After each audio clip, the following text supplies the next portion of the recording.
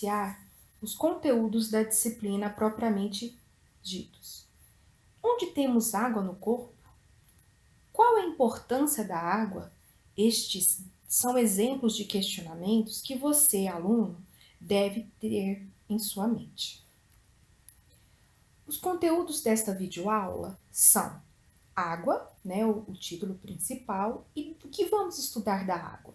Vamos estudar o que é a água, como é a sua estrutura química, os 3 estados físicos da água e as suas características, como que a água é distribuída nos organismos e nos alimentos, funções da água para os seres vivos e como a água se comporta quando é adicionado a ela um ácido ou como ela se comporta quando é adicionado uma base. Então, venham comigo para este momento de aprendizagem. Água e pH. A água é um líquido insípido, inodoro, nas condições ambientes de temperatura e pH, e parece incolor em pequenas quantidades, apesar de ter uma matiz azul muito leve. O gelo também parece ser incolor e o vapor da água é essencialmente invisível. Então, essas são definições muito simples da água, né? Coisas que nós já conhecemos e já ouvimos falar. A água, aqui nós estamos vendo 2 moléculas de água, onde um dos elementos químicos presentes na estrutura da água é o oxigênio, ligado de forma covalente a 2 átomos de hidrogênio. Então, a nossa famosa molécula chamada H2O. H2O, que é a fórmula molecular. E aqui nós observamos que essa molécula de água está interagindo com esta segunda molécula de água. Então, esses tracinhos que estão colocados aqui é para representar que esse oxigênio atrai esse átomo de hidrogênio por uma propriedade. O oxigênio é um átomo eletronegativo. Então, ele tem tendência de atrair para si, né, elétrons, tá bom? Então, nós chamamos isso aqui de ligações de hidrogênio, que também é conhecida como pontes de hidrogênio. Vamos ver um vídeo agora, neste momento, para mostrar, né, uma animação sobre como que essas ligações de hidrogênio são feitas e desfeitas lá dentro da nossa água no seu estado líquido.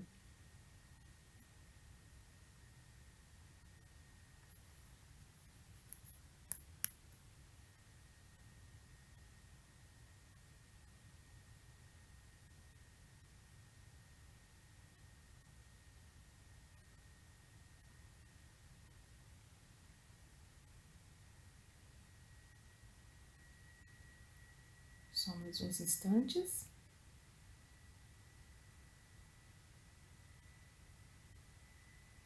Então, aqui está a molécula de água, tá? Então, nós vamos aqui, ó, mostrar o que vai acontecer e o que acontece entre as moléculas de água quando elas estão próximas umas das outras. Lembrando que isso aqui é a ligação covalente, tá? Que é uma ligação dentro da molécula, entre os átomos que compõem a molécula. Nós temos agora as chamadas ligações de hidrogênio ou pontes de hidrogênio, são ligações que vão ser mostradas entre moléculas de água. Então, nós chamamos isso de ligação intermolecular.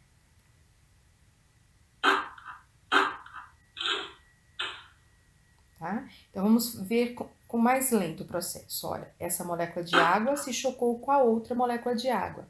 E esse átomo eletronegativo atraiu o átomo de hidrogênio, formando o que nós chamamos de ligação de hidrogênio, que é uma ligação entre moléculas. Então, nós chamamos essa ligação de intermolecular.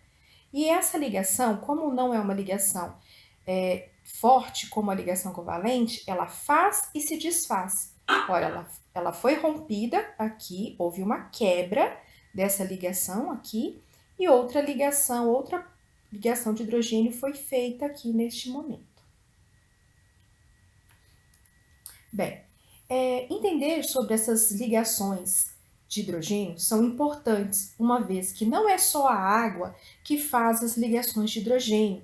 nós também temos as ligações de hidrogênio presentes nas moléculas biológicas, como exemplo, na molécula de DNA, né, que é uma molécula formada por uma fita dupla, onde existem ligações de hidrogênio entre as bases nitrogenadas, que exatamente essas ligações que mantêm a fita dupla unida, né, uma fita unida à outra através das várias ligações de hidrogênio existentes. Geralmente, os átomos envolvidos nessas ligações sempre é o átomo de hidrogênio, por isso chama ligação de hidrogênio, que é o tal polo positivo, e um átomo muito eletronegativo, como o oxigênio, o flúor, o nitrogênio. A ligação de hidrogênio é uma ligação parecida com a ligação de polo, só que ela é mais forte, tá bom? Então, agora vamos analisar a questão do estado sólido. Nós podemos ver aqui que no estado sólido, né, a água, as moléculas de água aqui, elas possuem, né, muito mais pontos de hidrogênio, inúmeras pontos de hidrogênio, quando comparada aqui no seu estado líquido, tá? Tem ligações de hidrogênio, mas num número menor aqui para mostrar onde está ocorrendo quebras. Então, outra coisa que nós podemos observar é que aqui as moléculas de água, elas estão orientadas nesse formato aqui, ó, hexagonal. E aqui não tem esse formato respeitado, e muito menos aqui no estado gasoso, onde são raríssimas as ligações de hidrogênio entre as moléculas de água. Então, nós observamos que no estado sólido, as moléculas de água estão muito mais unidas entre si do que no estado líquido. E o que acontece com que permite com que essas ligações de hidrogênio sejam rompidas? O que nós precisamos fazer para isso acontecer é aumentar a temperatura. Quando nós aumentamos a temperatura ali para 5, 10, 20, 25, 30 graus Celsius, o que vai acontecer? A temperatura aumentada vai fazer com que aumente o grau de agitação das moléculas, consequentemente dos seus átomos, né? E isso vai fazer com que essas moléculas tenham um aumento da sua energia cinética, rompendo essas ligações de hidrogênio aqui, e a substância do estado sólido passará para o estado líquido, que nós conhecemos como ponto de fusão. Então, a temperatura do ponto de fusão da água é 0 graus Celsius. E quando essa água tem a sua temperatura elevada a 100 graus Celsius, nós temos aqui a evaporação. Né? Então, do estado líquido, a substância água irá passar para o estado gasoso, onde mais ligações de hidrogênio serão rompidas e deixando as moléculas de água livres, tá? Nós sabemos que essas ligações de hidrogênio, estando maiores ou menores, vão refletir em algumas propriedades da água. Por exemplo, vocês ao verem aqui essa questão da água formar essas estruturas hexagonais, nesses pontos aqui se acumulam ar. E isso faz com que o gelo tenha uma densidade menor. Por isso que em regiões frias, onde os rios, né, em temperaturas frias, mais baixas, forma-se uma camada de gelo na superfície do rio, do lago, e a parte de baixo ela não é congelada, permanecendo vida aquática ali, justamente porque essa camada de gelo vai servir de um isolante térmico natural, mantendo animais aquáticos vivos lá embaixo, tá? Uma outra coisa que nós também podemos perceber é que essa camada de inúmeras quantidades de ligações de hidrogênio vão possibilitar que se forme uma tensão superficial na camada de água, né? Na última camada, na superfície, né? Aquela superfície de contato com o ar. E aquilo ali vai criar uma tensão superficial. Tanto é que vocês já devem ter percebido, visto, né? Pequenos insetos caminhando sobre a água. tá? Justamente por causa dessa propriedade chamada tensão superficial. E essa camada, essa tensão superficial, também permite a existência de bactérias, fungos, algas, larvas e pequenos crustáceos vivendo na superfície dos lagos. Falei isso na forma de uma curiosidade. Uma outra curiosidade relacionada a esses espaços vazios que se formam dentro dessas estruturas é quando alguém pega uma garrafa, uma lata de cerveja e deixa no freezer. Geralmente ela vai estourar e vai sujar o freezer. Isso acontece justamente porque aumenta o volume daquele líquido, por ter essa formação maior de pontos de hidrogênio, criando esses espaços aí, tá? Então nós temos o seguinte: de sólido para líquido, vai aumentar a temperatura, aumenta o grau de agitação das moléculas e nós temos ruptura, tá, das ligações de hidrogênio, passando para o estado líquido, mas não são de todas as ligações. Quando aumentamos mais a temperatura ainda, nós temos aqui a 100 graus Celsius, a água passa para o estado gasoso, onde mais ligações de hidrogênio vão ser rompidas.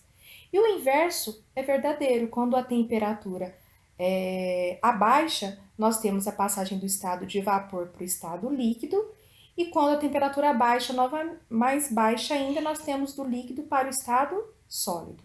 Então, aqui vocês estão percebendo que de sólido para líquido e de líquido para gasoso, aumento da temperatura. E aqui, o inverso, redução da temperatura. Como a água se distribui nos organismos? Então, essa figura aqui nos remete a observar que a água está distribuída dentro dos seres vivos. Ela faz parte da composição de um ser vivo. Seja ele um vegetal, seja ele animal, tá? E essa proporção é bastante significativa, porque a água é o nosso principal componente químico. Quanto há de água nos alimentos? Com base na tabela brasileira de composição de alimentos, conhecida como TACO, eu apresentei aqui para vocês algumas informações para nós vermos o quanto de água que contém. Nós sabemos que alguns alimentos têm mais água e outros alimentos têm menos água. E não se esqueçam, os nossos alimentos ou são pedaços de seres vivos, tá? Partes de uma planta, né? Ou alimentos feitos a partir de um ser vivo. Tá? Então, quando nós comemos um macarrão, nós estamos comendo feito a partir de uma farinha que foi retirada de uma parte de uma planta. E assim sucessivamente.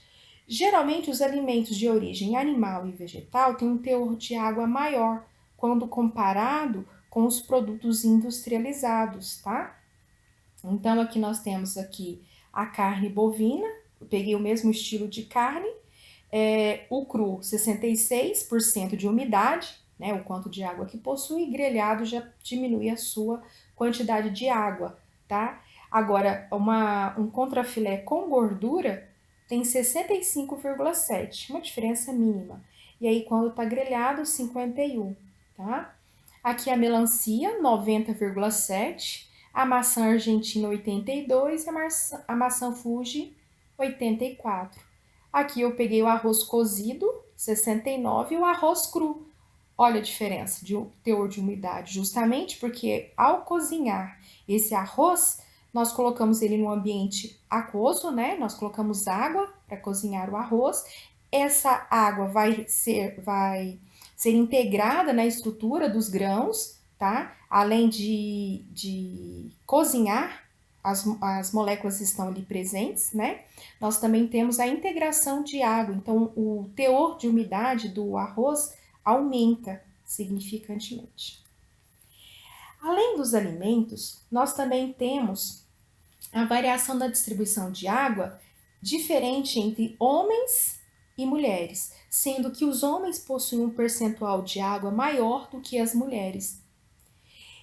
Essa quantidade de água também vai variar de um tecido para o outro. E o que determina isso? A taxa de funcionamento dessa célula, que é conhecida como taxa metabólica. Então, aquela célula que tem alta quantidade de reações químicas acontecendo diariamente, ela necessita de mais água. Então, a quantidade de água é diretamente proporcional ao metabolismo do tecido, tá? Então, aqui eu trouxe como exemplo as células do sistema nervoso, consome 80%, tem em torno da sua proporção de composição 80% de água, quando comparada com as células do tecido ósseo, 50% de água, né? Então, nós temos aí distinções entre o funcionamento desses tecidos que vai refletir na proporção de água encontrada nestes locais. Variação da distribuição de água nos organismos. Nós temos uma diferença grande entre os seres vivos, só como curiosidade, né? Então, aqui eu coloquei uma água viva, que 98% da massa corporal dela é água, comparada com o homem. Nós temos sementes também que têm um teor de água reduzido. Outra coisa que nós também temos é a variação da quantidade de água de acordo com a idade. Então, se vocês observarem do feto até a pessoa com maioridade, né, nós temos aqui, ó, uma redução do percentual de água. Aqui eu botei o ponto de interrogação, nós sabemos que esse valor é menor. E quais são as funções da água? Então, nós temos aqui as funções. Já vou deixar aqui tudo mostrado. Nós temos as funções: transporte de substâncias. Esse assunto vocês abordam dentro da disciplina de fisiologia, tá? Então, nós não vai entrar no mérito da disciplina. A água participa de reações químicas, ora como reagente, ora como produto. Então, o que isso significa? Que tem reações que, para acontecer, é necessário ter água para ajudar. Nesse caso aqui, o ATP ele vai sofrer hidrólise, ou seja, ele vai ser quebrado na presença de água para formar difosfato de adenosina mais fosfato. E nessa outra reação, que é para representar a respiração celular, ela mostra que a água é produzida ao final do processo chamado respiração celular. Temos também a função de termorregulação. Quando nós vemos aqui esse praticante de atividade física, né, suando, nós estamos vendo que ele está eliminando água pelo suor. E por que que isso acontece? Professora, não é água pelo suor, não é só água? Não, não é só água. Quando nós eliminamos o suor, nós eliminamos outras substâncias juntos, como por exemplo sais. Por isso que os praticantes de atividade física, com a supervisão de profissionais da saúde, como nutricionistas, eles vão fazer a reposição eletrolítica. Então, aquele produto conhecido como Gatorade, ele faz essa reposição eletrolítica. Então, Gatorade não é um suco que você toma só porque você quer, né? Então, tem que tomar cuidado com a questão do excesso de sais ingeridos. E no caso do repositor eletrolítico, para praticantes de atividade física, ele é indicado, né? Mas aí tem que ver a proporção, né? E a quantidade que vai ser ingerida. E por que que essa água, quando ela é eliminada na forma de suor, essa água ela vai ser liberada, vai para a superfície da pele. Aí nós sabemos que o corpo está aumentando a sua temperatura corporal em virtude da atividade física. Esse aumento da temperatura ele não pode ser infinito, porque nós temos que manter a nossa temperatura corporal. Todo mundo sabe que febre alta não é viável, né? É uma situação alarmante. Então, o que o corpo faz é, quando a temperatura está aumentando, ele estimula a liberação do suor. Esse suor tem água. A água vai se aquecer, né? Então, ela vai pegar a energia do seu corpo, vai aquecendo e vai passar do estado de líquido para vapor. Então, nós temos ali, ela vai ter a capacidade de diminuir a sua temperatura corporal. Então, por isso que o suor, né, contendo essa água ali, a água do suor tem a função de termorregulação. Uma outra função para a água, presente nas lágrimas, nos líquidos articulares e na saliva, é o efeito de lubrificante. Como assim, professora? Quando esta lágrima, né, não é a lágrima só quando nós estamos chorando, esse líquido, né, a lágrima, ela também está na superfície dos nossos olhos quando nós não estamos chorando. Esse piscar faz com que você umedeça toda a superfície do globo ocular. Então, A lágrima, ela tem como função lubrificante, que é diminuir o atrito da pálpebra sobre o globo ocular. Pessoas que ficam em ambientes onde tem ar-condicionado, elas vão estar tendo a quantidade da lágrima produzida menor. Por isso que é recomendado usar, a gente fala como lágrimas artificiais, que são colírios com uma solução, né? Não é só soro fisiológico, tem mais outros ingredientes ali naquela solução, para umidificar, tá, o globo ocular, para diminuir o atrito, os olhos não ficarem tão vermelhos e assim por diante.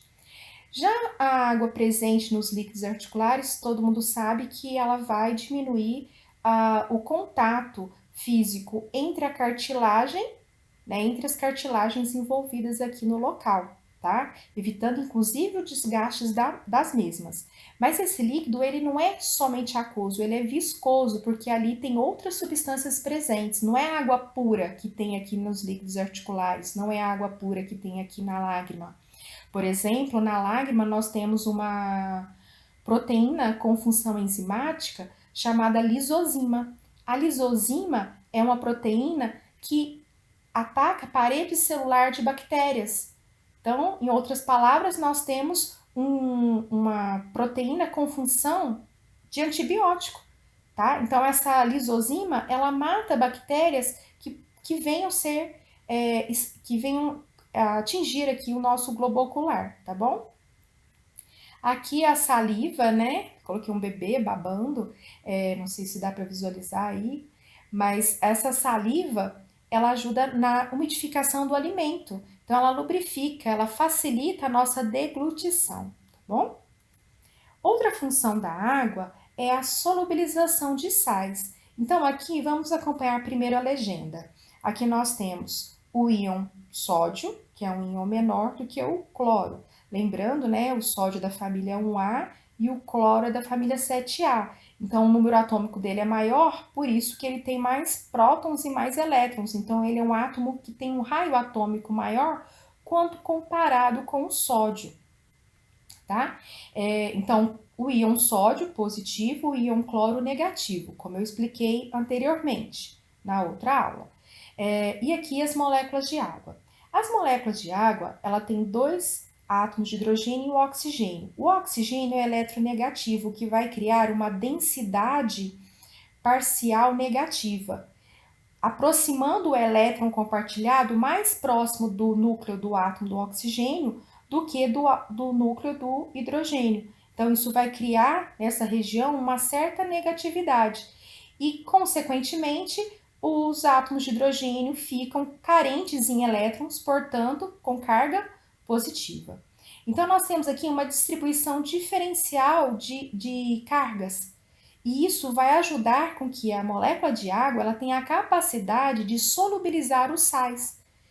Então, o que é essa solubilização? É quando essas moléculas de água vão envolver os íons, tá? Então, aqui, como eu havia explicado para vocês, olha, cloro, sódio, cloro, sódio, cloro, sódio, tá? Então, por exemplo, a gente tem um cloro aqui envolto por sódio, porque isso aqui é a maneira mais estável de se encontrar a rede cristalina do sal de cozinha, cloreto de sódio.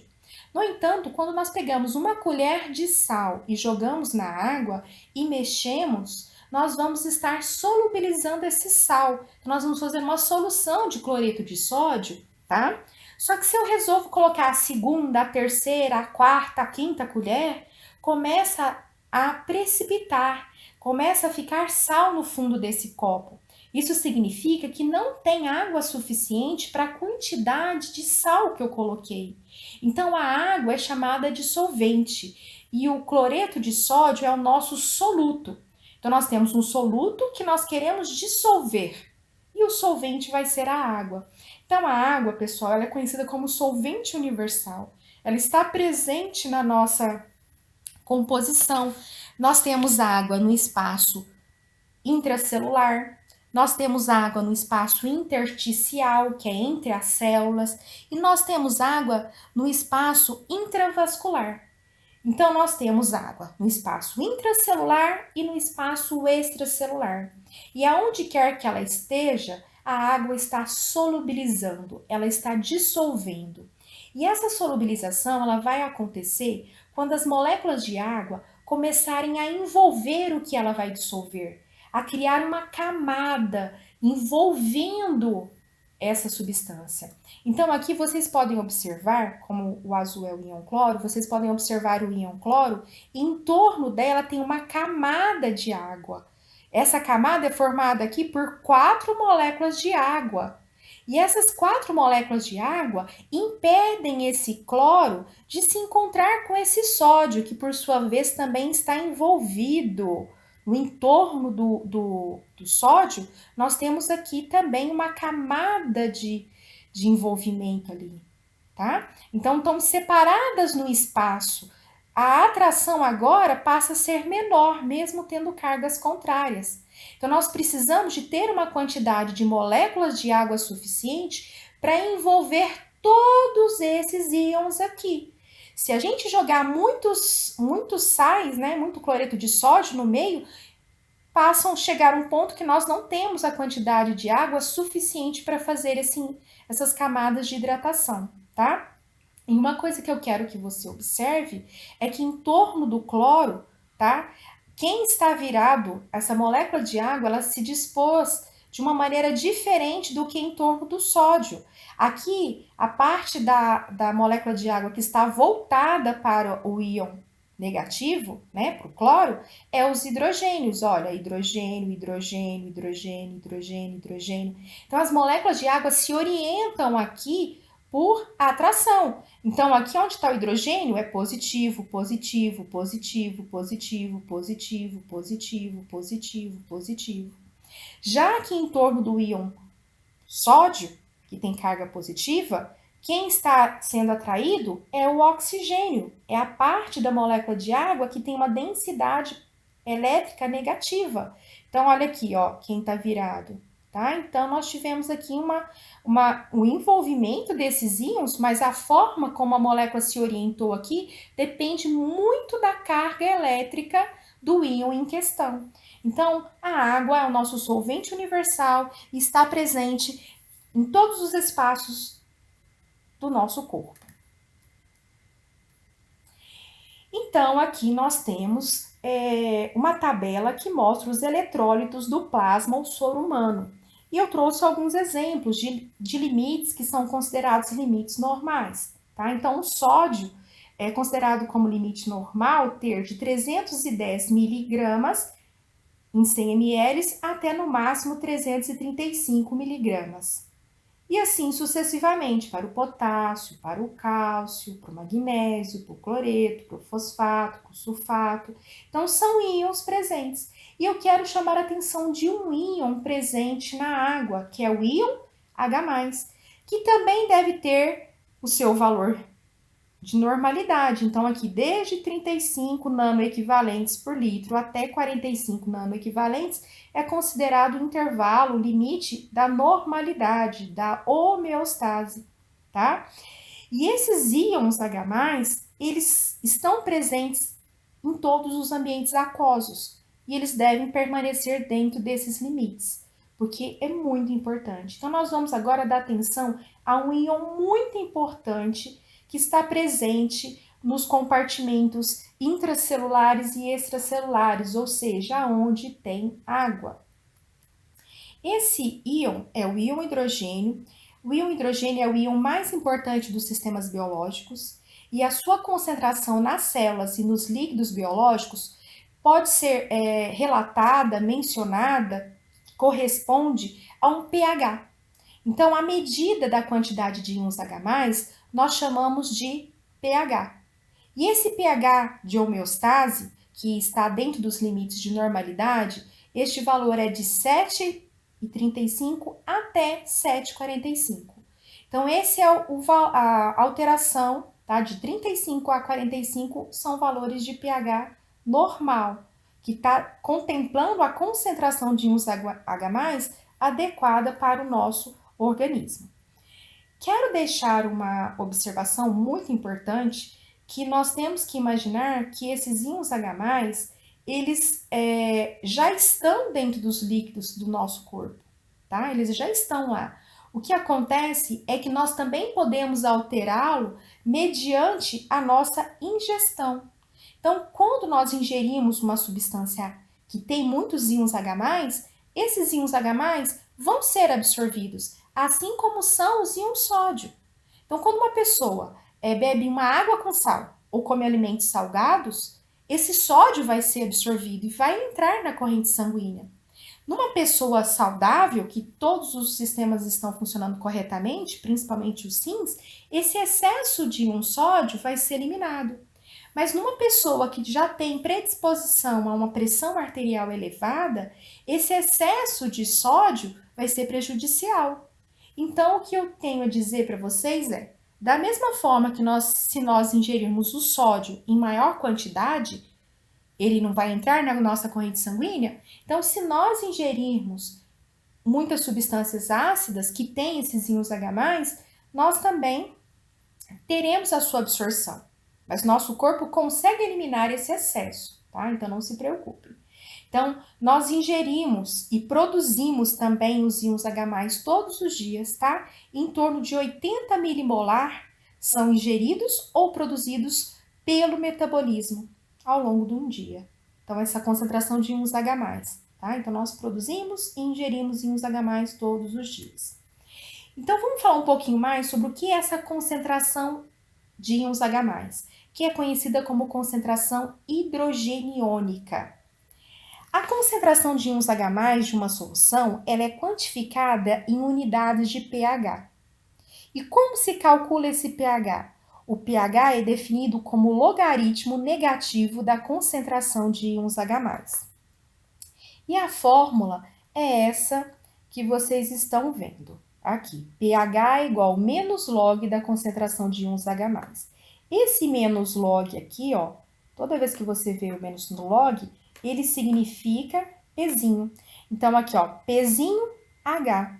Então, pH é o menos log da concentração de íons H+. Eu gosto de montar essa fórmula dessa maneira aqui, ó. Desculpem pela letra, né? A coordenação motora aqui não está adaptada a usar esse recurso, mas vamos tentar.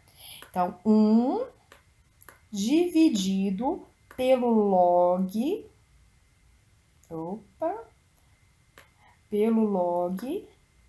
nossa senhora, da concentração de íons H+. Então, eu gosto de representar essa fórmula dessa maneira. Por quê?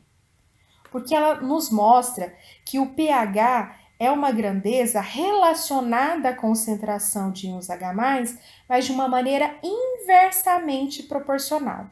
O que eu quero dizer com isso? Tá?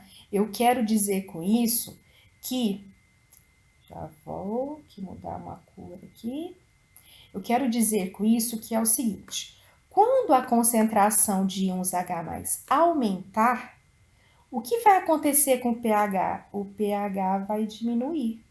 Então, quanto maior a quantidade de íons H+ do meio, menor será o pH. São grandezas inversamente proporcionais. Mas, professora, e se o meio tiver uma concentração de íons menor? Então, vamos lá. Quanto menor a concentração de íons H+, maior será o valor do pH. Tá? Então, repetindo. Quando eu tenho muitos íons H+, o valor do pH é menor. Então, se eu falar assim, ó, vamos esquecer a palavra logaritmo, vamos fazer assim a matemática. Né? Deixa eu representar aqui da seguinte maneira. Vou colocar aqui o ponteiro na cor preta. Então, eu tenho aqui, se eu fazer assim, 1 dividido por 10, quanto que vai dar esse valor? 1 dividido por 10 vai dar igual a 0,1. Tá. E se eu colocar aqui um valor maior, ao invés de 10, eu colocar 100, tá? Então, eu vou aumentar aqui. Então, 1 dividido por 100 é 0,01. Então, vamos analisar aqui. Eu quero colocar muitos íons H+ aqui. Então, eu vou aumentar aqui, ó, 100. Então, assim, 1 dividido por 100 é igual a 0,01. Então, o valor do pH deu reduzido. Então, quanto maior esse número aqui, menor será o pH. Em contrapartida, se eu pego uma quantidade de íons H+ menor, tá? Então, 10. Se eu coloco aqui 10, que é um valor menor que 100, se eu colocar 10, vai ficar 1 dividido por 10. Aí o valor do pH vai ser maior, 0,1. Tá? Então, isso aqui foi só uma simulação, tá? Não estou nem usando o logaritmo, só para vocês entenderem que o pH é igual ao menos log da concentração de íons H+. A gente olha assim, acha que são grandezas diretamente proporcionais, mas não são, são inversamente. Então, enquanto uma aumenta, a outra diminui. Vocês podem olhar aqui uma escala de pH mostrando algumas informações, tá? Então, nós temos aqui, ó, em torno que a gente considera, né, que a gente aprendeu desde o começo da química, que o pH 7 seria o tal do neutro. Mas hoje nós vamos ver que não necessariamente isso é válido, porque quando nós estamos falando no pH do sangue, o pH do sangue normal é de 7,35, olhando aqui, ó, de 7,35 a 7,45. E aí nós temos o seguinte, quando a gente tem um pH, né? Vamos colocar aqui, ó. Desculpem pela reta. O 7 tá aqui, né? O 7 aqui, o pH 0 e o pH 14. Se eu falar para vocês o número 7,35 e 7,40, você fala, professora, é neutro. Mas para o pH do sangue, não é. Quando um pH do sangue der 7,2, ele não está abaixo, né? Vamos supor que aqui está o 7,35. Se ele está abaixo, né, 7,2 está aqui, por exemplo. O certo era até aqui. Se ele está 7,2, está abaixo de 7,35, nós vamos falar que o pH do sangue está ácido. Vamos até falar que esse pH essa pessoa está com acidose. E se o pH der maior que 7,45, vamos lá, colocar pH 7,6, tá maior. Nós vamos falar que o pH do sangue está além do que deveria, 7,6. Então, nós vamos falar que o indivíduo está com alcalose, tá? Então, vamos desconstruir o que nós entendemos que o 7 é neutro, porque 7,2 é um pH ácido para o sangue. Isso mostra que tem mais íons H+ do que deveria ali, tá bom? Aqui só para reforçar, por exemplo, o suco de tomate, o sumo de tomate, ele é um pH mais ácido, o suco gástrico tá ali entre 2 e pH 1, tá?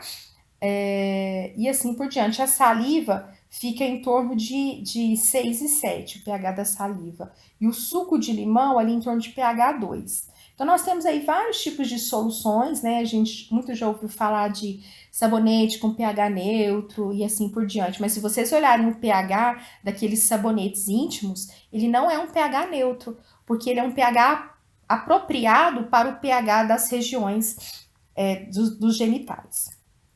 Aqui nós temos uma escala de pH que é muito importante a gente ter essa noção. Então, ela tá vindo de 0 a 14, tá? Então, aqui é o pH de 0 a 14. E, professora, o que é OH? É o seguinte, vocês aprenderam lá na química que existe pH mais pOH é igual a 14.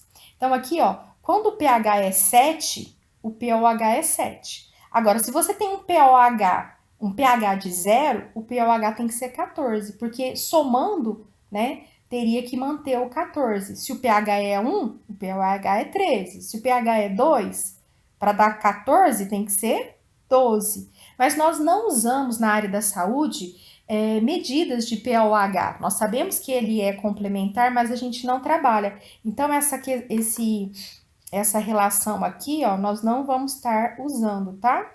Então, isso aqui, ó, essa concentração chamada hidroxiliônica, nós não vamos trabalhar.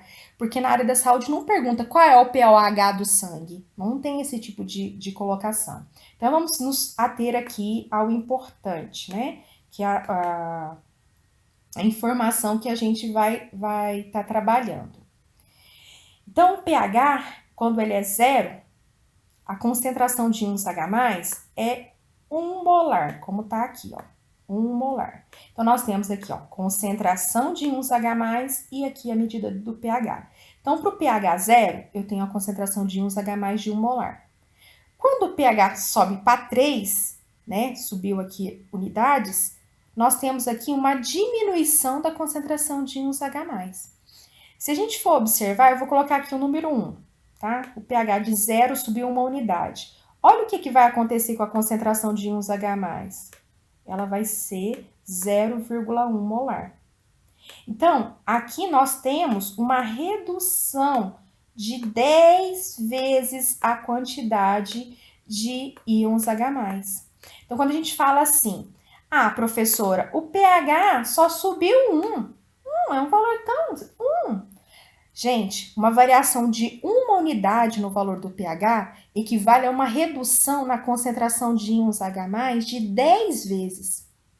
E quando esse pH, vou colocar aqui do lado, quando esse pH aqui de 0 vai para 2, né? Então, professor, o pH só subiu 2. O que vai acontecer com a quantidade, gente, de íons H+? Vai ser 0,002. Então, de 1 para 0,02, não, desculpem, gente. 0, como que eu vou apagar? Vamos ver aqui. Borracha. Então, aconteceu um erro aqui, pessoal. Deixa eu aproveitar e apagar isso aqui. Pronto. Opções, caneta. Então, nós temos aqui, ó. Quando o pH era 0 para 1, subiu 1 unidade, mas a concentração de íons H+ diminuiu 10 vezes. Então, de 1, pH de 0 para 1, a concentração de íons H+ diminuiu de 10 vezes. Agora, o pH foi para 2. Quando ele vai para 2, a concentração de íons H+ agora é 0,01. Então, a concentração de íons H+ de 0, quando o pH era 0 e foi para 2, nós temos aqui agora 100 vezes menos íons H+, 100 vezes. Então, quando o pH ele vai de 0 para 2, a concentração de íons H+ diminui 100 vezes. E quando é de 0 para 3, como está representado aqui, a concentração de íons H+ de 1 para 0,001, ela diminuiu em 1000 vezes. Por isso que quando a gente está trabalhando com esse intervalo aqui, ó, de 7,35 a 7,45, fala, professor, o pH foi de 7,35 para 7,2, ele diminuiu pouco. Sim, o valor foi menor que 1, mas a variação na concentração de íons H+ foi significativa, tá bom? Então, vamos para o próximo passo. Existem substâncias que alteram a quantidade de íons H+? Então, olhando aqui, nós vamos falar da primeira substância que faz isso, tá? Que é o ácido clorídrico. Então, o ácido clorídrico, quando ele é colocado num ambiente que contém água, vai acontecer o seguinte: nós vamos ter que o ácido clorídrico, que faz ligação covalente, tá? Nós temos, ele vai, como o cloro é um átomo eletronegativo da família 7A, ele vai roubar o elétron do átomo de hidrogênio, e o átomo de hidrogênio vai ficar só com seu próton, e ele vai se ligar, tá? Esse próton, esse íon H+, vai se ligar com a água, formando o que nós chamamos de hidrônio. Então, aqui, ó, oxigênio com 3 íons H+, tá? E o que sobrou do cloro? O cloro com um elétron a mais. Então, ele passa a ser chamado de Cl-. Esses íons H+ liberados no meio, eles podem ser medidos. Então, antes aqui na água, toda solução aquosa tem uma certa concentração de íons H+. E quando você joga um ácido ali, esse ácido, ele vai liberar mais íons H+ do que já tinha. Então, aqui seria algo assim, tá? Deixa eu fazer aqui um desenho. Aqui eu vou fazer um becker, tá? E eu vou adicionar os íons H+. Então, vamos fazer o seguinte. Aqui, ó, em vermelho, já são, hipoteticamente, os íons H+, que já estão no meio, tá? Então, inicialmente, eu já tenho uma certa concentração de íons H+. Aqui, vamos simular que tem 3 íons H+. E aí, eu vou dar um valor hipotético aqui de pH, só para a gente entender um pouquinho melhor. Vou falar que o pH dessa água inicial era 5, tá? Aí, agora, eu vou fazer a adição de um ácido. Vou colocar aqui na cor verde. Eu vou adicionar um ácido clorídrico, HCl. Opa! Aí, quando eu jogar, vou querer jogar, vamos colocar 2 aqui, só para ficar mais fácil. Na hora que eu jogar aqui, nós não vimos que o HCl, esse íon H+, vai ser liberado?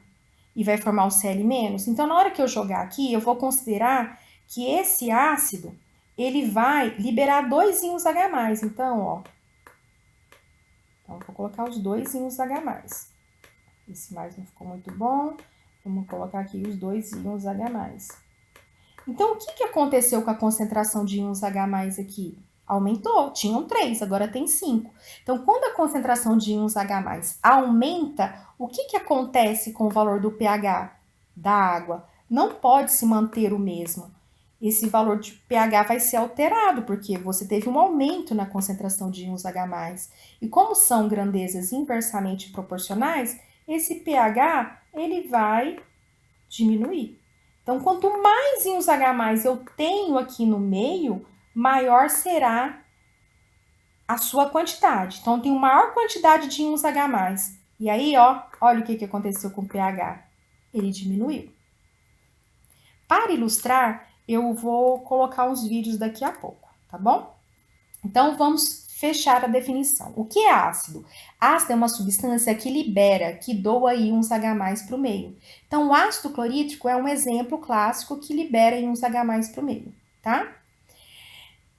A base é um receptor de íons H+. O que significa? Que ela se liga nos íons H+. Então, eu tenho substâncias que liberam íons H+, que funcionam como doador, e nós temos substâncias que recebem, que recolhem os íons H+. Vou dar um exemplo de uma base que vocês já ouviram alguém utilizá-la para controlar a acidez estomacal, que é o bicarbonato.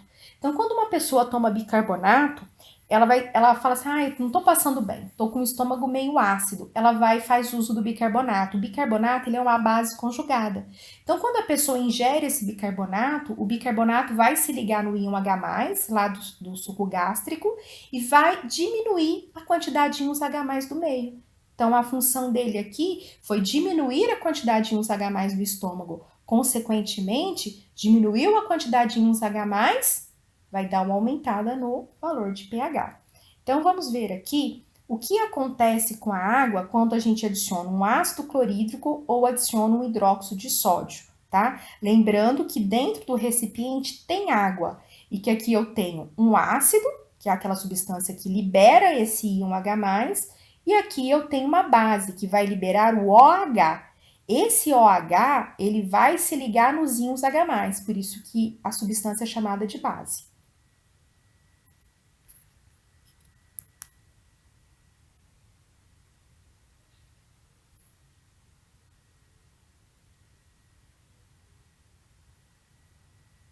Aqui, eu vou tirar o áudio, pessoal, porque vai ficar mais fácil a gente conversar sobre. Então, é o seguinte, aqui eu tenho um ácido clorídrico e aqui eu tenho um ácido que é o HF, tá? Que é o flúor, o hidrogênio ligado no flúor. Nós temos aqui 2 exemplos de ácido, tá? Um ácido aqui e esse outro. Eu quero que vocês observem qual dos dois vai liberar mais íons H+. Vamos lá. Então, ó, aqui nós temos o gás adicionando o ácido clorídrico lá no meio. Tem uma certa quantidade de ácido. As moléculas do ácido, elas estão aqui, ó, com o passar do tempo, as moléculas não estão paradas, elas estão em movimento. Você está vendo que a molécula HCl, ela vai se ionizar, ela vai se dissociar, então vai liberar íons H+, e vai liberar Cl-. Então, eu vou voltar para nós observarmos isso. Então, olha, tem esse gráfico aqui que vai mostrar a questão de quantidade. Inicialmente, vai ser colocado ácido clorídrico. Depois de um certo tempo, essa molécula de ácido clorídrico vai liberar os íons H+, que é a bolinha cinzinha branca, e o Cl-. Então, vamos lá. Jogou o ácido clorídrico, que está, só 100% dele. Com o passar do tempo, essas moléculas vão se ionizar, ou seja, moléculas de HCl vai dar origem a H+ e Cl-. E como ele é um ácido, que eu já vou dizer para vocês, ele é um ácido forte, ele libera muitos íons H+ no meio, tá? Então, quando ele libera esses íons H+ no meio, não sobra mais moléculas de HCl. Você não tá vendo nenhuma molécula de HCl aqui mais. Só tem Cl-, Cl-, Cl- e assim por diante, tá? E aqui são os íons H+ livres. Então, você houve um aumento dos íons H+ livres ali da água, consequentemente, o pH diminuiu, tá? Agora eu vou mostrar para vocês um outro ácido. Ele vai liberar íons H+, mas vamos ver a velocidade e a quantidade de íons H+ que ele liberou ali na água.